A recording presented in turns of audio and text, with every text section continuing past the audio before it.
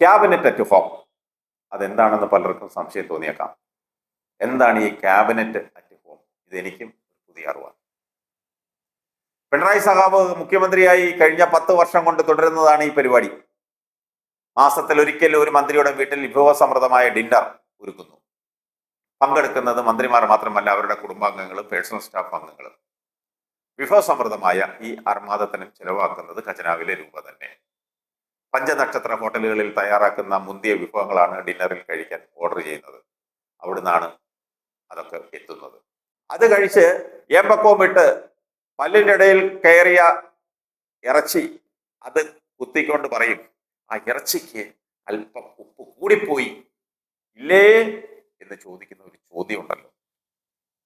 ഇങ്ങനെയൊക്കെ ചെയ്തിട്ട് മന്ത്രിമാരും മുഖ്യമന്ത്രിയുടെ നേതൃത്വത്തിൽ പ്രത്യേക മുറികളിൽ സമ്മേളിക്കുമ്പോൾ അവരുടെ ഭാര്യമാരും കുടുംബാംഗങ്ങളും മറ്റൊരു മുറിയിൽ സമ്മേളിക്കുന്നു.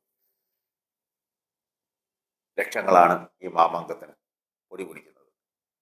ആരുടെയും ഒരു മന്ത്രിമാരുടെയും കുടുംബത്തിൽ നിന്നല്ല ഇത് ചെലവാക്കുന്നത്. കഴിഞ്ഞ ദിവസം ഞാൻ തിരുവനന്തപുരത്ത് തമ്പാനൂരിൽ സന്ധ്യയ്ക്ക് തൃശ്ശൂരിൽ നിന്നും വന്ന് ഇറങ്ങിയപ്പോൾ റെയിൽവേ സ്റ്റേഷനിൽ നിന്ന് വീട്ടിൽ പോകാൻ ഒരു ഓട്ടോറിക്ഷയിൽ കയറി. പോകുന്ന വഴി കുശലം പറഞ്ഞപ്പോൾ ഞാൻ ഡ്രൈവറോട് ചോദിച്ചു, വരുന്ന തെരഞ്ഞെടുപ്പിൽ ആര് ജയിക്കുമെന്ന്. പിണറായി തന്നെ മുഖ്യമന്ത്രിയാവുമോ എന്ന ചോദ്യത്തിന് ആ പാവൻ ഡ്രൈവർ പറഞ്ഞു, ഈ നൂറ്റാണ്ടിലെങ്ങും വരില്ല. ഞാൻ കരുതി ഇയാൾ വല്ല BJP-കാരനോ കോൺഗ്രസ്സുകാരനോ ആയിരിക്കുമെന്ന്. ഞാനൊന്നും മിണ്ടാതെ ഫോണിൽ നോക്കിയിരുന്നപ്പോൾ വീണ്ടും അയാൾ പറഞ്ഞു, ഞാനും ഒരു കമ്മ്യൂണിസ്റ്റുകാരനാണ്, പറയാതിരിക്കാൻ നിവർത്തിയില്ല, ഇവർ ഒന്ന് ഒഴിഞ്ഞു പോയാൽ മതിയെന്ന്. ഞാൻ ചോദിച്ചു, അവരെന്തെല്ലാം കാര്യങ്ങൾ ഈ നാടിന് വേണ്ടി ചെയ്തു? നിങ്ങളൊരു കമ്മ്യൂണിസ്റ്റുകാരനായിട്ടും ഇതാണോ പറയുന്നത്? ക്ഷേമ പെൻഷൻ തന്നെ 2000 രൂപയാക്കിയില്ലേ എന്നൊക്കെ ചോദിച്ചപ്പോൾ അയാൾ പറഞ്ഞ മറുപടി അത് കേട്ട് എന്റെ കണ്ണ് തെള്ളിപ്പോയി. ധനകാര്യ വകുപ്പ് മന്ത്രി ബാലഗോപാലന്റെയോ അല്ലെങ്കിൽ പിണറായി വിജയന്റെയോ വീട്ടിൽ നിന്ന് കൊണ്ടുവന്ന് തന്നതല്ലല്ലോ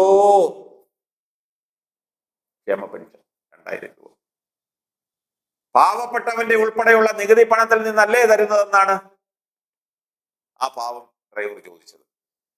ഞാനൊന്നും മിണ്ടാതെ കുറെ നേരം സ്തംഭിച്ചിരുന്നു പോയി. ഞാൻ ഓർക്കുകയായിരുന്നു, ഏറ്റവും താഴെത്തട്ടിലുള്ള ആളുകൾ തന്നെ ഇതൊക്കെ പറയുമ്പോൾ എങ്ങനെ ഇടതുമുന്നണിയുടെ 3ാം സർക്കാർ വരുമെന്നാണ്. അതെന്റെ ഒരു സംശയം മാത്രം.